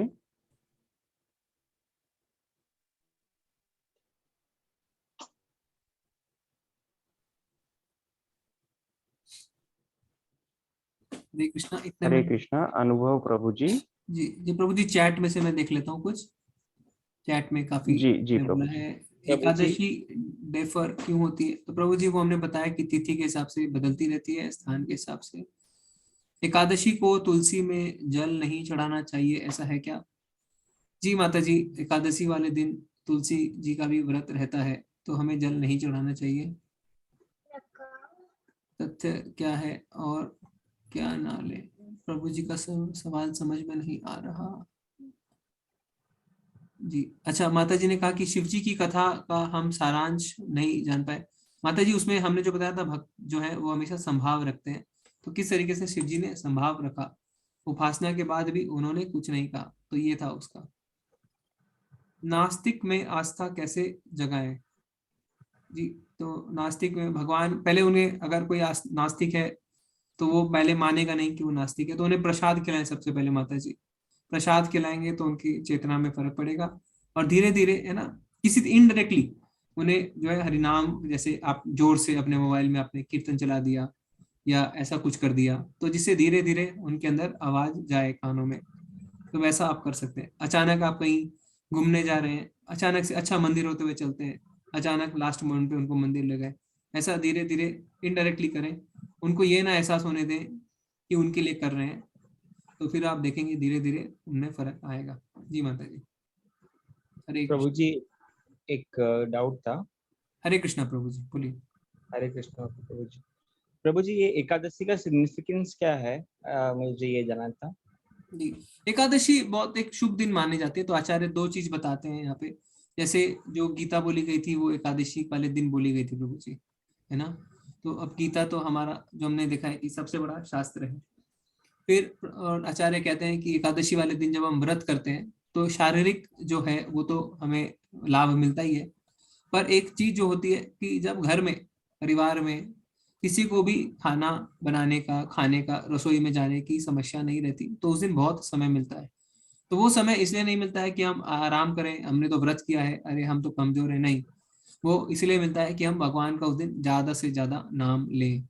तो व्रत इसलिए किया जाता है कि जिससे उस दिन हम एक ब्रेक लें भगवान का नाम लेने के लिए। जैसे संडे ब्रेक लेते हैं काम करने के लिए, काम से जो है आराम करने के लिए, उसी तरह एकादशी खाने से आप ब्रेक लें, और जो समय आपको उस दिन ज्यादा मिले उस दिन ज्यादा से ज्यादा भगवान का नाम लें। ऐसे आचार्य समझाते हैं प्रभु जी। जी प्रभु जी। ओके प्रभु जी। और अनाज में लाइक मुझे, हम लोग को चावल और रोटी ये सब नहीं खाना चाहिए, और क्या चीज छोड़ना पड़ेगा प्रभु जी अनाज में? जो भी अनाज है प्रभु जी, जो भी अनाज है, आप अनाज नहीं खाएं उस दिन। अनाज में जो भी चीज आती है, अनाज इसलिए नहीं खाते हैं क्योंकि अनाज को पचाने में थोड़ा समय लगता है, पचने में, तो फिर आपको भारीपन लगता है। उस दिन आपको हल्का रहना है जिससे आप भगवान में ध्यान लगा सकें। जी। ओके प्रभु जी, thank you so much. Hare Krishna प्रभु जी। हरे कृष्णा प्रभु जी। प्रभु जी और कितने हैं? मैत्री माता जी, हरे कृष्णा, आप अनम्यूट हरे कीजिए। कृष्णा प्रभु जी। हरे कृष्णा माता जी। जी प्रभु जी, एकादशी हम पहले तो करते थे, मगर अभी जो है तबीयत थोड़ी ठीक नहीं रहती है, तो इसके लिए कुछ अलग हो पाएगा, अलग ढंग से एकादशी करने के लिए, क्योंकि डॉक्टर ने फास्टिंग करने से मना कर दिया है। माता जी आप खाइए उस दिन, पर अनाज मत खाइए, ऐसा करिए, अनाज ना खा के आप नॉर्मल खाइए, है ना। लोग जैसे साबूदाना है वो खाते हैं, तो हाँ। फ्रूट्स खा सकते हैं, सब्जियों को उबाल के खा सकते हैं, तो ऐसा भूखे मत रहिए अगर आपको डॉक्टर ने मना किया है तो। पर अनाज का सेवन मत करिए माता जी। अनाज को छोड़कर वेजिटेबल्स और फ्रूट्स खा सकते हैं। जी माता जी। जी, अगर आपसे नहीं रहा जाता, आपको अगर मेडिकल कंडीशन है तो आप खा सकते हैं माता जी। ठीक है प्रभु जी। और अरे प्रभु जी, जब माला करते हैं प्रभु जी, तो वो जब फास्ट करते हैं माला, तो वो माला करते टाइम पे जबान तो हिलती रहती है, मगर कभी कभी आवाज नहीं निकलती है, तो उसमें कुछ गलत तो नहीं है ना? थोड़ा धीरे कर दीजिए माता जी उसको, कि आवाज निकलनी जरूरी है माता जी, कान को सुनना जरूरी है, वो जरूरी है। तो अगर वैसा हो रहा है, आप अगर बीच में गला सूखता है तो ऐसा नहीं है माता जी, आप पानी पी सकते हैं, ऐसा नहीं है कि आप पानी नहीं पी सकते हैं बीच में अगर गला सूख रहा है। अच्छा, तो बीच में पानी पीकर भी कर सकते हैं? हाँ हाँ हाँ, पानी पी सकते हैं माता जी। ठीक है प्रभु जी। जी, हरे कृष्णा प्रभु। हरे कृष्णा माता जी। संडे को हरे तुलसी कृष्ण। में पानी क्यों नहीं देते प्रभु जी? ऐसा इस्कॉन में नहीं कहते हैं कि संडे को जल नहीं देना है। ठीक है प्रभु जी, तो सारे प्रश्नों का आज जवाब हो गया। जी तो फिर हम क्लास को भी यहाँ पे समाप्त करते हैं। हम वैष्णव प्रणाम मंत्र करते हैं। वाञ्छा कल्पतरुभ्यश्च कृपा सिन्धुव एव च पतितानां पावनेभ्यो वैष्णवेभ्यो नमो नमः। अनंत कोटि वैष्णव वृंद की जय। श्रील प्रभुपाद की जय। हरे कृष्णा। आप सबको धन्यवाद प्रणाम। हरे कृष्ण। हरे कृष्ण। हरे कृष्णा प्रभु जी, दंडवत हरे कृष्ण। प्रणाम। धन्यवाद। हरे कृष्णा सभी को।